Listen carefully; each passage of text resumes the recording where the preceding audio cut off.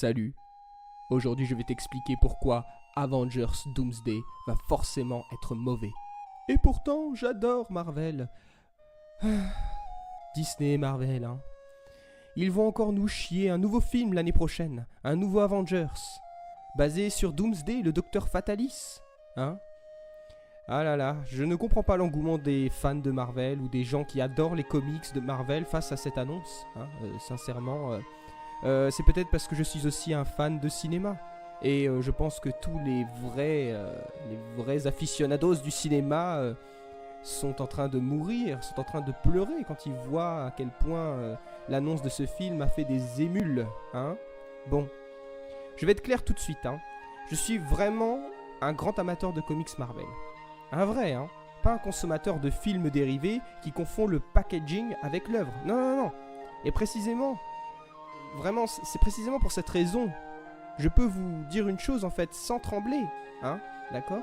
Avengers Doomsday sera forcément mauvais. Pas juste peut-être mauvais, pas juste on verra. Non, non, non, il sera forcément mauvais. Forcément, d'accord? Et ce n'est pas une opinion, c'est une conséquence esthétique. D'accord? Et cette conséquence, en fait, elle part d'un malentendu basique, d'accord? Fondamental. C'est que aimer Marvel, c'est forcément détester le MCU.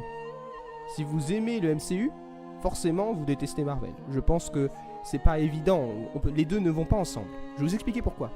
Marvel, ce n'est pas d'abord le cinéma. Marvel, c'est une histoire graphique, éditoriale, plastique, qui commence en 1962, messieurs, dames. Avec Stan Lee et Jack Kirby, avec des artistes comme Steve Ditko, d'accord, hein, des artistes sous-payés, pressurisés, soumis à des délais absurdes.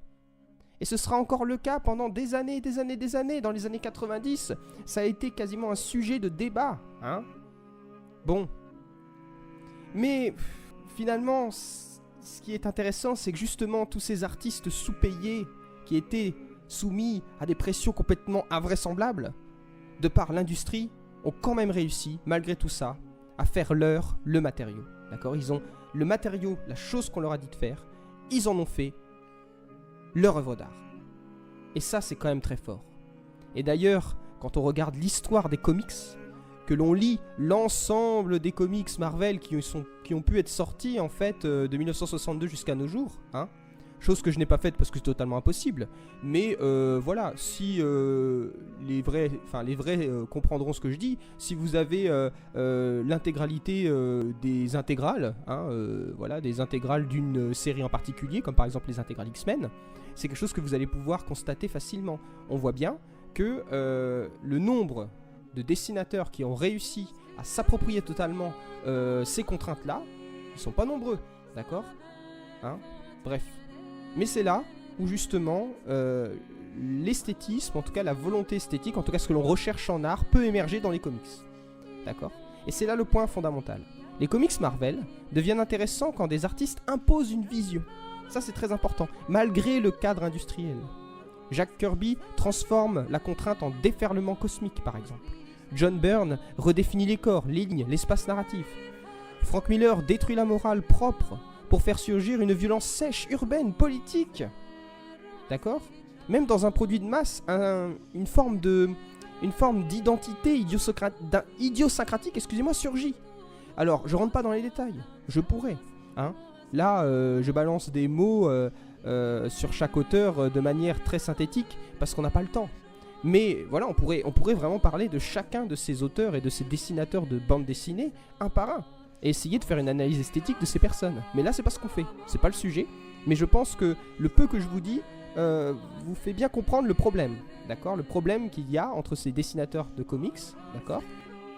Et bah, en fait, ces films, les films qui sont censés adapter leur travail en plus parfois. Alors pourquoi est-ce que bah voilà, il y a une telle différence en fait entre les comics et les films? Et bah parce que le comics, la bande dessinée, est un art d'appropriation plastique. Le dessin, la page, le rythme, le découpage sont réalisés par un artiste qui doit s'approprier ces problématiques esthétiques-là en fait. Alors que le cinéma Marvel, lui, ne fera jamais ça. Pourquoi? En tout cas, il ne fera jamais quelque chose d'équivalent. Pourquoi? Parce que le cinéma Marvel fonctionne sur un dispositif totalement inverse. Dans les films, l'artiste ne s'approprie rien, il exécute. Le réalisateur n'est pas un auteur, c'est un chef de projet visuel. Tout est décidé en amont. Arc narratif sur 10 ans. Continuité verrouillée. Ton imposé, humour calibré, scène d'action prévisualisée avant même le tournage. Vous vous rendez compte? Le film n'est pas une œuvre, c'est une brique dans une chaîne logistique. Vous comprenez? Dans ce dispositif, le réalisateur, c'est en fait une main-d'œuvre comme une autre, quoi. C'est presque comme une personne qui travaillerait à l'usine et qui est sur la chaîne de montage. Vous comprenez? Même quand un cinéaste talentueux arrive, il est absorbé, neutralisé, il est complètement digéré. D'accord? Il a des centaines de flingues braquées sur lui. Vous comprenez? Il ne dialogue pas avec la matière, il la rend conforme. C'est ça qu'on lui demande, et s'il le fait autrement, il se fait virer. Hein? D'accord?